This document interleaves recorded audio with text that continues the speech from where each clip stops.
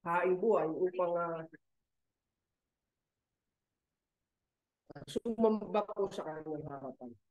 At sa umaga pong ito, kung tayo po ay handa ng makinig at umpisa na yung ating pag-aaral sa oras na ito, tayo na po, kung tayo po ay handa na, tayo na po ay magsimula sa ating aralin. At gusto ko pong kuhanan natin ng aral, yung kasaysayan po ng ating Panginoong Hesus, nung panahon siya po ay nangangaral at nagpapakita ng mga signs at wonders bilang patuloy na siya na yung Kristo na dumating o sinugo ng Ama para sa sanlibutan. At doon, itinuturo niya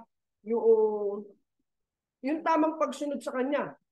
Tinuturo niya na dapat na manampalataya tayo sa isinugo ng Ama na nasa langit, at ang tao nga po ito ay ang ating Panginoong Hesus.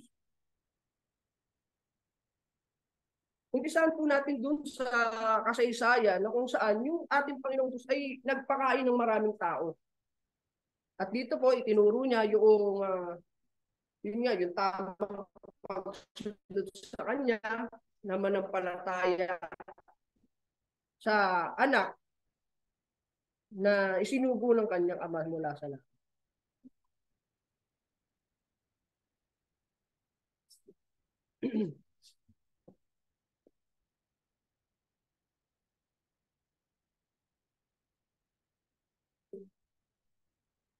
At ang ating pong pinagkuha ng chapter sa Biblia ay yung chapter 6 sa Book of John. Ang verses po na ating babasahin maya is verse 25 to 35. At ito po yung binabanggit po na kasaysayan na kung saan yung ating Panginoong Hesus ay gumawa ng isang miracle na nagpakain sa mga tao na may bilang na 5,000 tao. Na gamit-gamit lamang po yung 5 tinapay at 2 isda. No? Pagkatapos ng itong pagpasalamat sa kanyang Ama na nasa langit, nagkasya po itong 5 tinapay at 2 isda sa napakaraming tao. So yan po ay imagine naman po nung ating binabanggit na kasaysayan na kanyang ginawa nung panahon niya. At may ilan na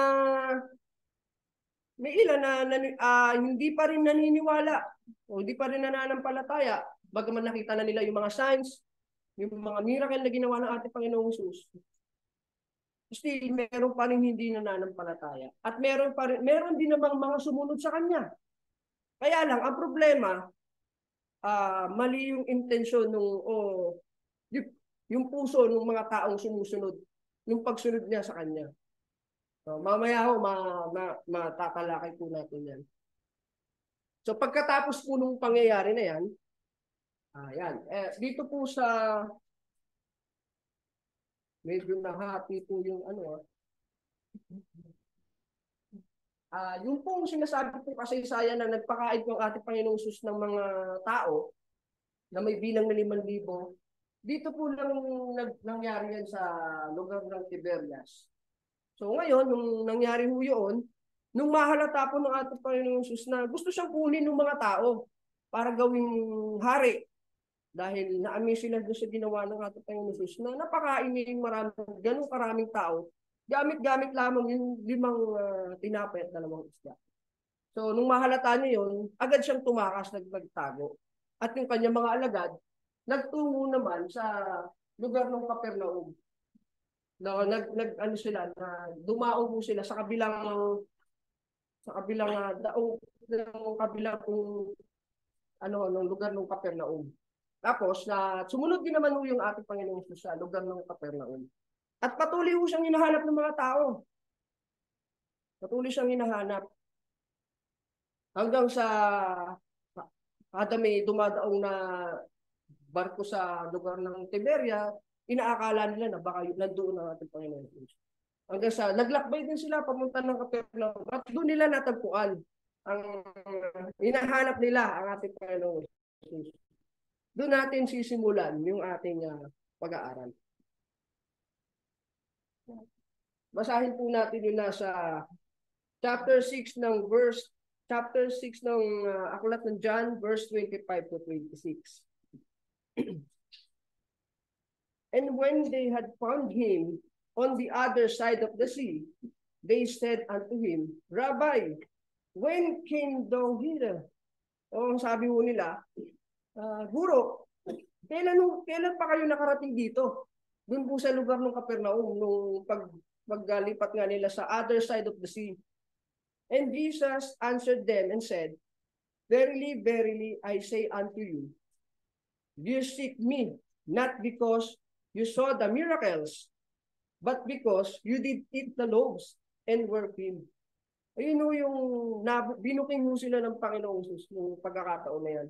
Ang sabi niya, hinahanap niyo ako, hindi dahil sa nakita niyo yung milagro na ginawa ko. Hinahanap niyo ako kasi kumain kayo, napakain ko kayo ng tinapay at nabusog kayo. So binuking mo sila ng Panginoong Jesus na ang hinahabol niyo lang naman kung bakit niyo ako hinahanap, yung pagkain. Hindi talaga yung milagro yung pinakita ko sa inyo. So, ano pa yung kusunod na nangyari?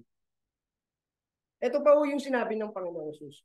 Sa verse 27, ang sabi niya, labor not for the meat which perisheth, but for the meat which endure unto everlasting life, which the Son of Man shall give unto you. For him hath God the Father sealed. So sabi niya, magsigawa kayo para sa pagkain. Magsigawa kayo hindi dahil sa pagkain mo, dahil sa pagkain tumatagal hanggang sa buhay na walang hanggan. So, ang ibig po bang sabihin dito na ng ating Panginoong Jesus na huwag tayong magtrabaho, huwag tayong gumawa dahil sa physical na pagkain?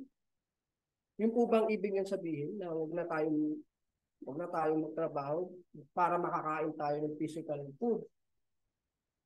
So later on, mamaya po sa pang-discussion natin, makukonfirma natin kung ano ba talaga yung topic o subject na gustong iportray o gustong ituro ng ating Panginoon sa topic na ito, sa kanyang pakikipag-usap. So, ibig po ang sabihin huwag tayong magtrabaho para sa physical food. Yun ba ang ibig niyang sabihin? So, para hindi tayo malito sa ganyang estilo o pag-aaral ng Biblia o interpretation ng Biblia, kailangan mo natin kasi i-consider yung ibang talata. Hindi katulad mo ng ginagawa ng iba na yung isang talata lang, yun na yung kanilang pagbabatayan.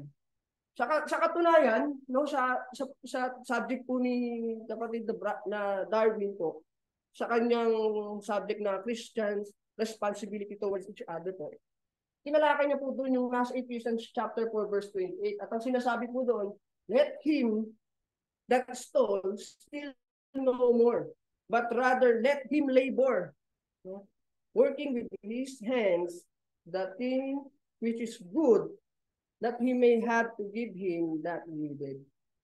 So dito, tinuturo na magsigawa tayo na magtrabaho tayo.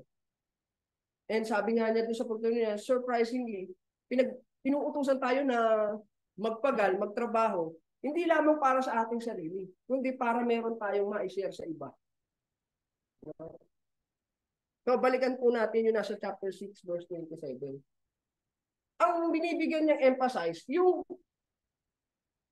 magsigawa kayo sa pagkain tumatagal hanggang sa everlasting life. At ang magbibigay nito, yung anak ng tao na sinasabi niya, which is siya yun.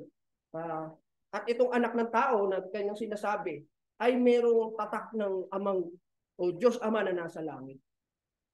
So ito yung ating dapat pagtrabahuin. Magsigawa tayo dahil sa pagkain ito, sabi niya, na tumatagal hanggang sa buhay na walang hanggan. So ito yung importante. So, tuloy pa ho natin kung ganon, syempre nagtanong yung mga kausap niya. Sa verse 28, then said they unto him, what shall we do? That we might work the works of God. O nga naman, anong dapat namin gawin para magawa yung gawa ng Diyos, yung works of God, para makuha namin itong pagkain na tumatagal hanggang sa buhay na walang hanggan. Ang sagot ng ating Panginoong Hesus ay ganito. Jesus answered and said unto them, this is the work of God. So, ito ang gawa ng Diyos. That you believe on Him whom He had sent. So, na, itong sa Tagalog po 29. Ito ang gawa ng Diyos na inyong sampalatayanan niya ang kanyang sinugo. Ito ang gawa ng Diyos, sampalatayanan niyo yung kanyang sinugo, which is yung ating Panginoong Kristo. So, sampalatayanan niyo ako, sabi ng Panginoong Kristo. So, ngayon, ito yung naging follow-up question ng mga kausap niya. They said, therefore unto him, what sign showest thou then, that we may see and believe thee? What do the work? Sa Tagalog, sinabi nga nila sa kanya, ano nga ang inyong ginagawa na pinakatanda upang aming makita at sampalatayanan ka namin? Ano ang ginagawa mo? So, pagkatapos po nung mga ginawa ng Panginoong Hesus, na nagpagaling ng mga may sakit, nagpakain ng pagkain sa maraming tao, tuloy pa rin sila sa paghanap ng tanda. Ano bang tanda na maipapakita mo, na dala-dala mo, para makita namin at paniwalaan ka namin? No? Ano ba ang ginagawa mo? Ano ba yung ginagawa mo? Yung tanong nila. Ito po yung pansin ninyo. Sa kanilang pag-uusap, meron silang ipinasok na isang topic. No? Ito po yung pansin ninyo. Ang sabi ng mga Hudyong kakausap niya, sa verse 31, our fathers did eat manna in the desert. As it is written, He gave them bread from heaven to eat. So, bakit nila na ipasok itong itong subject na ito, itong topic na ito, sa pag-uusap nila? Anong connect? Sabi nga po ni Brother Gambo, anong connect? Anong relasyon nito sa usapan? No, base mo ayon mo sa mga Hudyong kausap niya, binabanggit nila yung kanilang mga ancestor, yung kanilang mga ninuno. So, diyan po sa binabanggit nila, yan po ay kapanahunan ni Moises. No, na mababasa natin sa Exodus chapter 16. Yan yung panahon na pinalaya ng Panginoong Diyos yung bayan ng Israel sa pagkakasakop ng Egypt. No, tinulungan po sila, kasama po nila si Moises, si Aaron. Pinalaya po sila ng Diyos mula sa pagkakasakop ng Egypt. Ngayon, para maintindihan natin bakit nila pinasok yung topic na yan, ano pa yung nangyari doon? No? So, pagpaumanin niyo po, kung kailangan po nating balikan yan o talakayin ng konti lang naman, summary lang naman po ito. Para maintindihan natin, magkaroon tayo ng historical background tungkol dyan. So yun, pinalaya po sila ng Panginoon at papunta po sila dyan sa ilang. Habang papunta po sila sa ilang, itong mga Israelita nagreklamo. Parang sinasabi ko nila dyan, pinalaya nga kami sa pagkakasakop, para naman papatahin kami sa gutom. Yun yung sabi yung nagreklamo nila. So, basahin mo natin ng kaunti.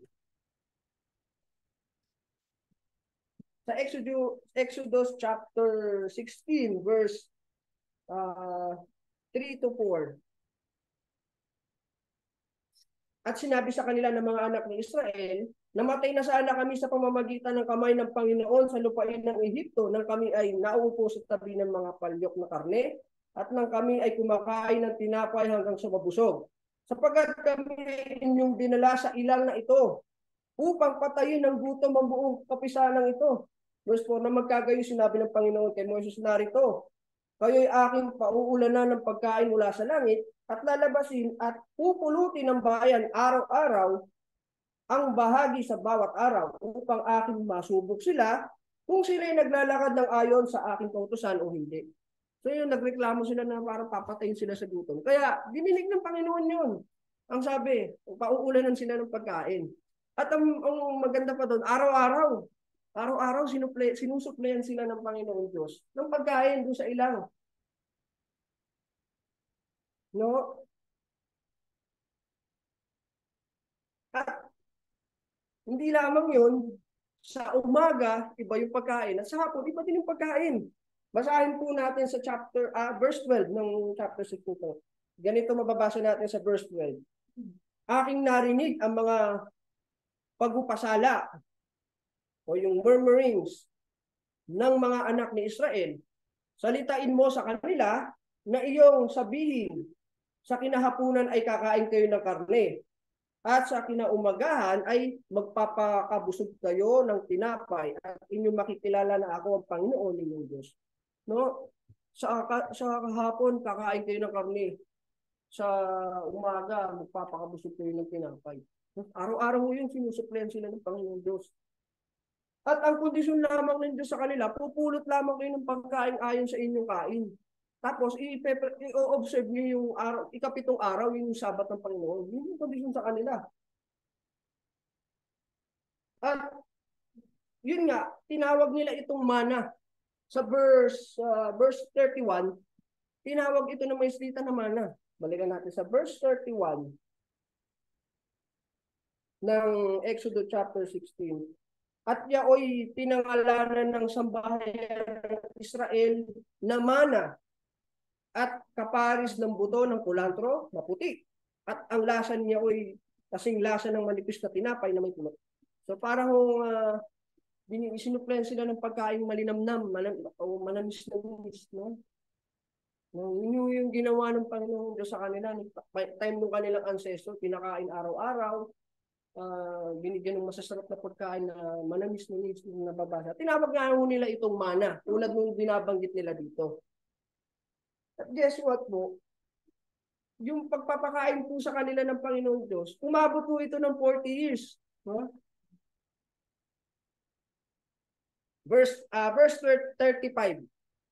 At ang mga anak ni Israel ay kumain ng mana na 40 taon hanggang sa sila'y dumating sa lupaing tinatahanan. Sila'y kumain ng mana hanggang sa sila'y dumating sa mga hangganan ng lupain ng Kanaan. So yun, 40 years po silang sinuplayan ng pagkain ng Diyos sa ilang. Oo nga, ano ngayon, brother Now? Kung ano ngayon? Ano nga ibig nilang sabihin dito? So, napag iniisip nila na itong Jesus o Kristo na kanilang kausap is only concerned to the physical body, to their physical body. Na itong Kristo ay concerned lang sa pagpapakain sa kanila. Na para bang tulad ng kanilang ancestor na yung aming ninuno pinakain araw-araw for 40 years. So inaakala nila na itong Kristo na ito, concern lamang doon sa kanilang physical body na pakakainin sila ng literal na pagkain. Kaya nga na paghalata ng Panginoong Jesus, na pagkain ng yung habol. No? So yun yung historical background sa topic na yan. Ngayon, ano yung sagot ng ating Panginoon Jesus? Tuloy natin sa 32 to 32. Then Jesus said unto them, Verily, verily, I say unto you, Moses give you not that bread from heaven, but my Father giveth you the true bread from heaven. Sabi ni Panginoon, hindi naman galing kay Moses yung pinakain tinapay sa mga ninuno niyo, kundi galing yung sa Diyos Ama. For the bread of God is He which cometh down from heaven and giveth life unto the world. So yung tinapay ng Diyos na bumababa mula sa langit, no? Na ibinigay na nagbibigay buhay sa mundo. No? So mamaya makukonfirm pa natin lalo no na hindi talaga ito physical bread na hindi talaga ito tumutukoy sa physical bread. Kundi nagbibigay ng buhay sa mundo no? Na kasi ang mundo namamatay dahil sa kasalanan niya. Kaya ibinigay ng Diyos yung kanyang tinapay na ang sabi galing sa langit na nagbibigay ng buhay. So tuloy pa po natin. Sa verse 34 to 35, Then, then said they unto him, Lord, evermore give us this bread. Oo naman, nangingi sila nung sinasabi ng Panginoong Jesus na itong buhay na to, itong tinapay na ito nagbibigay ng buhay sa mundo. Kaya sabi ng mga kausap niya, Panginoon, bigyan niyo kami ng tinapay na ito. Anong sagot ng Panginoong Jesus? Ang sabi niya, I am the bread of life. That he that cometh to me shall never hunger. And he that believe on me shall never thirst. Ang sabi ng Panginoong Jesus, ako ang tinapay ng buhay. Kung sino man ang lumalapit sa akin, hindi na magugutom. Sino man ang nananampalataya sa akin, hindi na mauuwag. So, yun yung ibig niya sabihin sa akin pala, na tinapay na binabanggit niya kanina pa. Na tinapay na ito ay hindi physical o literal na kinakain natin. Alam natin tinapay. Kundi ang tinapay na ito ay tumutukoy sa kanya na siyang na kung sino man ang lumalapit sa kanya ay hindi na magugutom. Sino man ang nananampalataya sa kanya ay hindi na magugutom. So itong yung pong diniscuss natin, yung introduction pa lamang po. Yung introduction pa lang pero mahaba na. Lalo pa kaya yung mismo lesson. Pero hindi. Kailangan ko lang po talagang ilatag yan para po magtuloy-tuloy lang po ng matiwasay po yung ating pag-aaral. No? Sa pagpapatuloy mo ng lesson natin, tatlong question naman po yung sasagutin natin dito. Ayan, tandaan po natin yan. Number 1, how did Jesus come down from heaven? Paano kaya ang Panginoong Jesus bumaba galing sa langit? At yung pangalawa, what are the benefits if we eat this bread? Bilang si Jesus ang tinapay ng buhay, ano yung benefits? Ano ba yung mapapala natin? Ano ba yung nakakamtan natin pag kinain natin itong bread na ito? At sa pangatlo, ang nakalagay dyan, how can Jesus give us His flesh to eat? No? Bilang it's common understanding na yung tinapay, kinakain. At ang sabi ng Panginoon, siya ang tinapay ng buhay. Kaya ang tanong, how can Jesus give us His flesh to eat? Paano natin siya kakainin? Yun yung pangalawang tanong. So, tandaan po natin, yan yung sasagutin natin sa pag-aaral na ito. So, yung first question, mababasa natin yan sa chapter 6, verse 41 to 42 of the book of John. At him, because he said, I am the bread which came down from heaven. And they said, is not this Jesus, the son of Joseph, whose father and mother we know? How is it then that he said he came down from heaven? Kilala nila yung Panginoong Yesus Di ba, yan yung anak ni Jose? Kilala natin yung nanay at tatay niya. Sasabihin, bumaba siya galing sa langit. Alam naman nila yung origin ng ating Panginoong Yesus. By his bloodline o family relation, no? Yung kung sino yung magulang niya, kung paano siya lumaki, kilala nila. No? At totoo naman na itong ating Panginoon Jesus, dinala sa sinapupunan ng isang babae ng kanyang ina. Pero ang hindi nila nalalaman, ang kasagutan, yung nasa Mateo chapter 1 verse 18 to 19. Ito yung kung paano ang pagkapanganak kay Yesu Kristo. Ito yung sagot. Ganito ang pagkapanganak kay Yesu Kristo. Nang si Maria na kanyang ina ay nakatakdang ikasal kay Jose. Bago sila magsama, si Maria ay natuklasang nagdadalang tao sa pamamagitan ng Espiritu Santo. Si Jose na kanyang asawa, palibhasa isang taong matuwid at ayaw ilagay sa kahihiyan si Maria, ay nagpasya na lamang na kanyang hiwalayan ito ng lihim. Ngunit samantalang pinag-iisipan niya ito, ang isang anghel ng Panginoon ay nagpakita sa kanya sa panaginip na nagsasabi, Jose, anak ni David, huwag kang matakot na tanggapin si Maria na iyong asawa, sapagkat ipinaglilihi niya ay mula sa Espiritu Santo. Siya'y manganganak ng isang lalaki at ang pangalang itatawag mo sa kanya ay Jesus, sapagkat ililigtas niya ang kanyang bayan sa kanilang mga kasalanan. So ito po yung talagang tunay na origin ng Panginoong Jesus.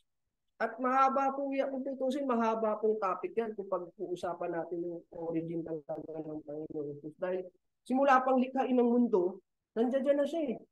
Sa uno-uno ng Juan, ang berbo ay Diyos. No? Pero yan lamang po, no? Na kasagutan doon sa tanong ng mga Hudyo na paano si Yesu Cristo ay bumabasa ng pagaling sa langit. O yan po yung hindi nila napag-aalaman pa po. No, ngayon, pumunta na po tayo doon sa second question. At ito po yung kasagutan doon sa second question na ano pa yung benefit kapag kinain natin itong tinapay na ito. Kumbaga para po tayo bumibili ng isang product doon po sa sa sachet niya, yung lalagyanan niya, yung pakete niya. Nakalagay mo doon, no? Kung gusto nating malaman yung sustansya na makukonsume natin pag kinain natin yun. Yung nutrition facts, nakalista mo doon kung ano yung mga sustansyang makukuha natin. So, yan din ho yung tanong. Ano yung benefit kapag kinain po natin itong tinapay? Sa verse 35, ganito po yung ating mababasa. And Jesus said unto them, I am the bread of life. He that cometh to me shall never hunger, and he that believe on me shall never thirst. So binasa na natin kanina yan, no? Na hindi na nga magugutom at hindi na mauuhaw. Well, ano ibig na sabihin ng ating Panginoong Jesus dyan? Paano yung hindi na magugutom at hindi na mauuhaw? Eh, pag kumain tayo nung alam natin pagkain, kumain tayo ng umaga, mamayang tanghali, gutom na ulit tayo eh. Mamayang gabi, gutom na ulit tayo. So, meron ba talagang ganyang klase ng pagkain? Sa verse 51, ganito po yung kanyang pagtuturo. I am the living bread which came down from heaven. If any man eat this bread, he shall live forever.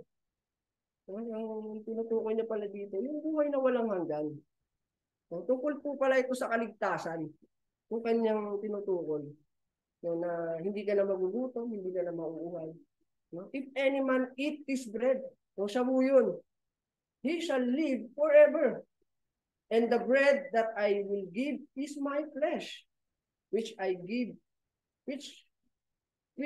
will give for the life of the world. Yung kanyang ibinibigay na tinapay sa mundo, yung kanyang laman. Na itong kanyang katawan ay magbibigay buhay sa mundo. Na dahil nawawala na kasi yung spiritual life ng mga tao dahil sa kanilang kasalanan, ito yung kanyang ibinibigay na buhay para sa mundo. So yun pala yung ating matatamasan, yung buhay na walang hanggan kapag kinain natin itong tinapay na ito. Ito pa po yung sabi niya sa verse 53 to 54. Then Jesus said unto them, Verily, verily, I say unto you, except you eat the flesh of the Son of Man and drink His blood, you have no life in you. So, wala kayong buhay sa sarili niyo kung hindi kayo kumakain ng aking laman at umiinom ng aking dugo. Whoso eateth my flesh and drink my blood hath eternal life, and I will raise him up in the last days. Yun pa rin, binigyan niya pong emphasis mo. Sino man kumakain ng aking laman, umiinom ng aking dugo, magkakaroon ng buhay na walang hanggan. At ito pa, ibabangon sa mga huling araw. Kung matatandaan po natin yung tinalakay sa atin last Sunday ni Mother Gambot tungkol sa resurrection. Yan yung ating matatamo. Yan yung ating matatamasa, yung nutrition pack na nakalagay dun sa bread of life. Ayan ho yun. Yung eternal life, yung ibabangon mo muli sa mga huling araw. Ito ho pala yung ibig sabihin ng ating Panginoon Jesus. Ngayon, punta naman tayo sa huling tanong. Paano? Paano nga naman natin makakain yung laman ng ating Panginoong Diyos at maiinom yung kanyang dugo? Literal po ba yung ibig na sabihin?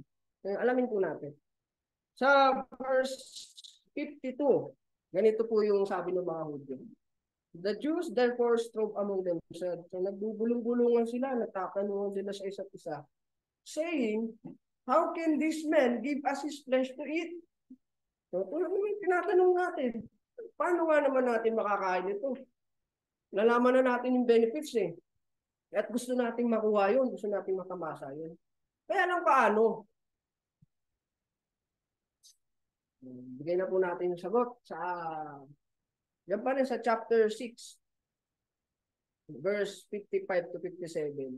Ganito po yung kasagutan kung paano natin kakainin ng kanyang laman at kanyang dugo. Sabi niya po, for my flesh is the meat indeed. Totoong pagkain. My blood is drink indeed. Ang aking dugo ay totoong inumin. He that eateth my flesh and drink my blood dwelleth in me and I in him. Sino mang kumakain ng aking laman at umiinom ng aking dugo, nananahan siya sa akin at ako naman sa kanya. Ganito pa po yung kanyang pagtuturo. As the living Father had sent me, and I live by the Father, so he that eateth me, even he shall live by me. So binigay niyang example yung ugnayan nila ng kanyang ama. Na kung paano ako'y sinugo ng aking ama, nabubuhay ako dahil sa kanya. Ganyan din naman yung kumakain sa akin, sabi niya. Ang kumakain sa akin, nabubuhay dahil sa akin, sabi ng Panginoon.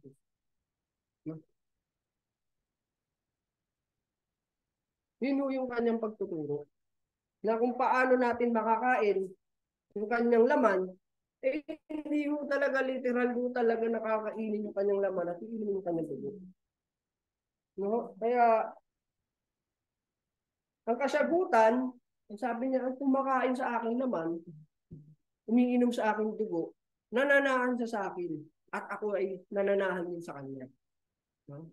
Ulitin pa po natin, as the living Father has sent me, na ako'y kung paano ako sinugo ng Ama, nabubuhay ako dahil sa kanya.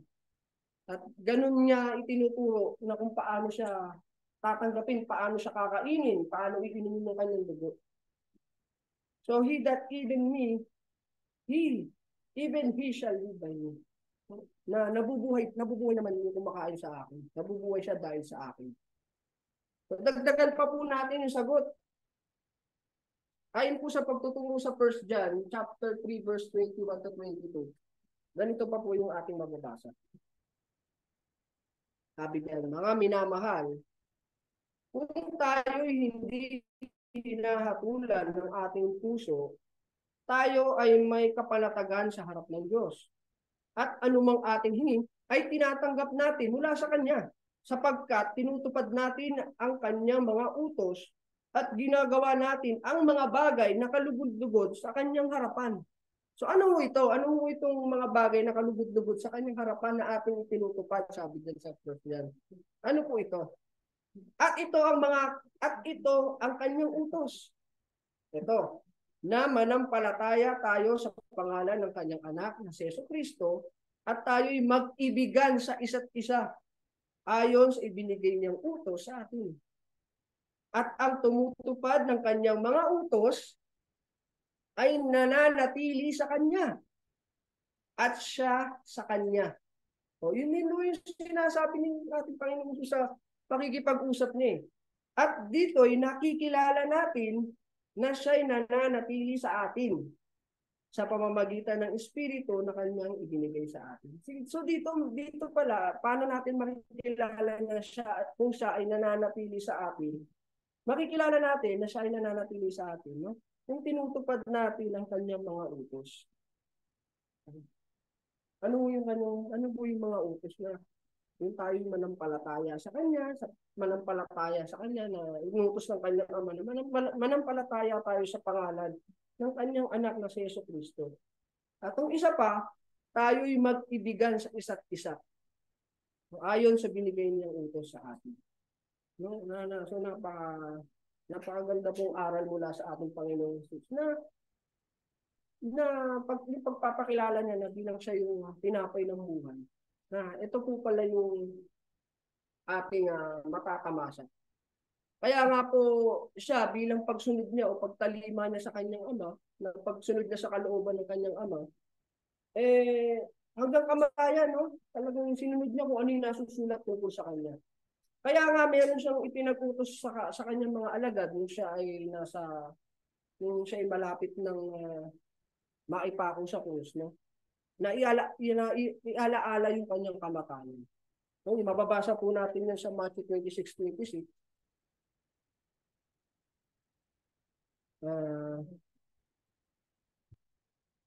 Sa Matthew 26, sa Matthew 26:26,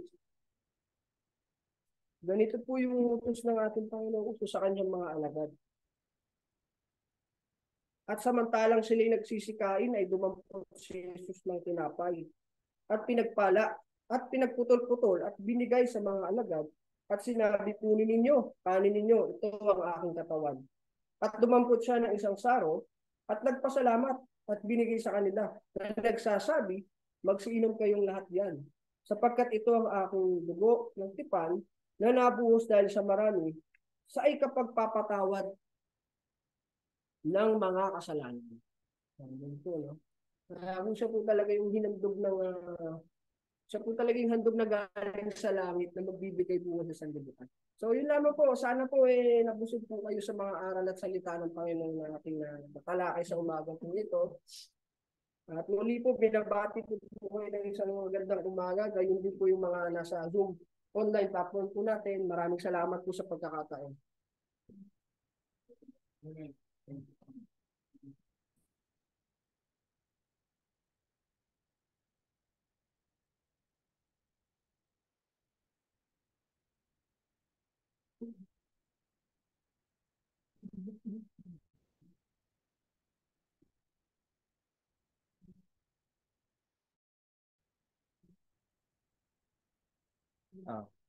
Pinakamahalagang gawain ito linggo. Awit po muna tayo ng isang awitin sa hymn number 308. 308.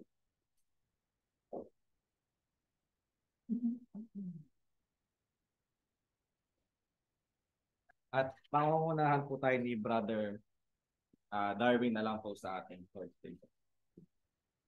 Calvary. On Calvary's broad, my Savior died. Ready? Sing.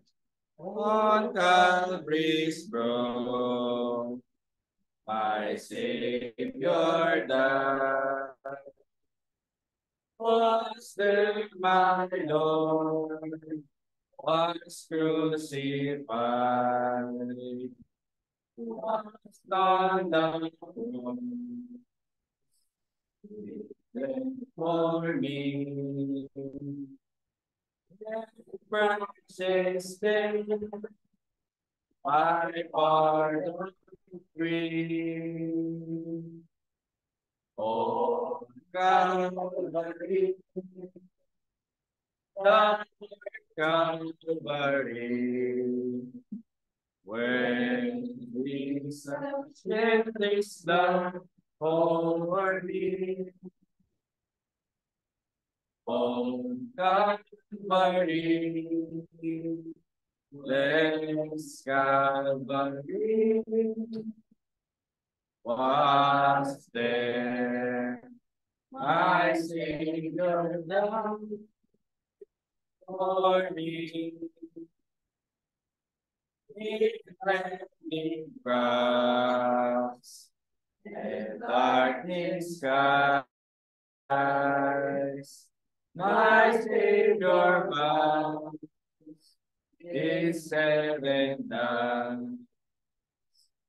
The opening veil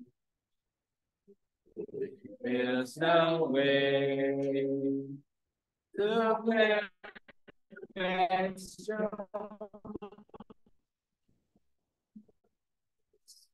and then let's stay on Calvary, love Calvary. When Jesus shed his blood for me,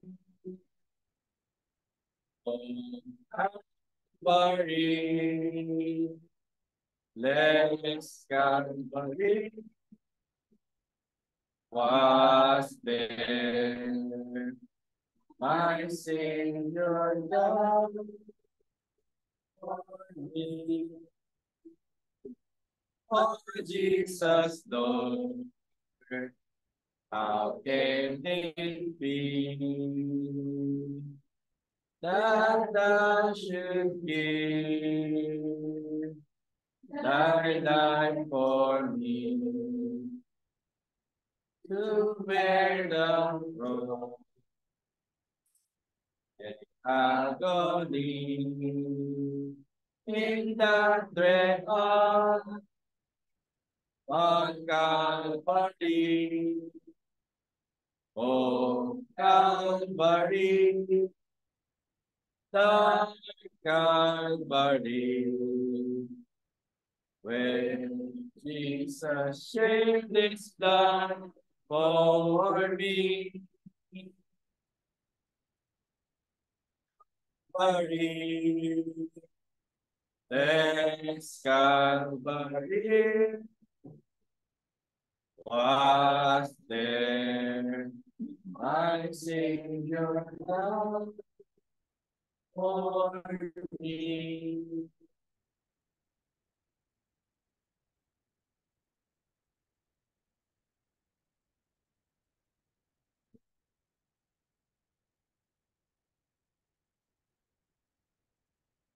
Tayo po mga kapatid ay gagaya po ng nabanggit ni Nomer kanina, nasa pinakamahalagang bahagi ng ating pagkakatipon.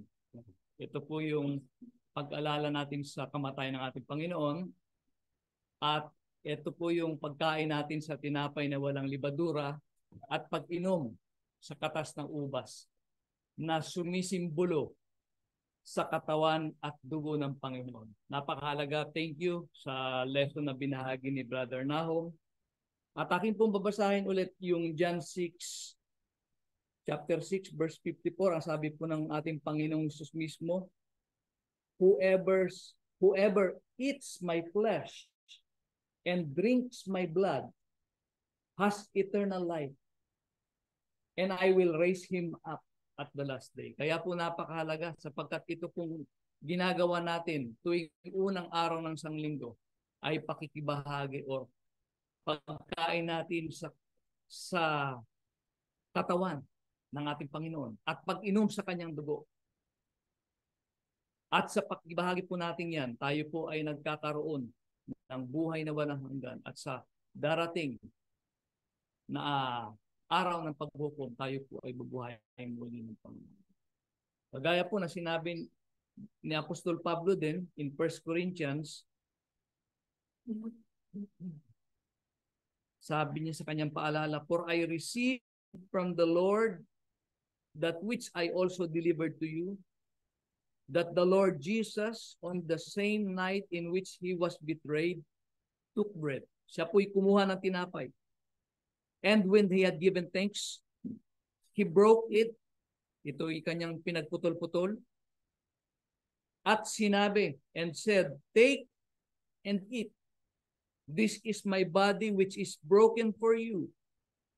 Do this in remembrance of me.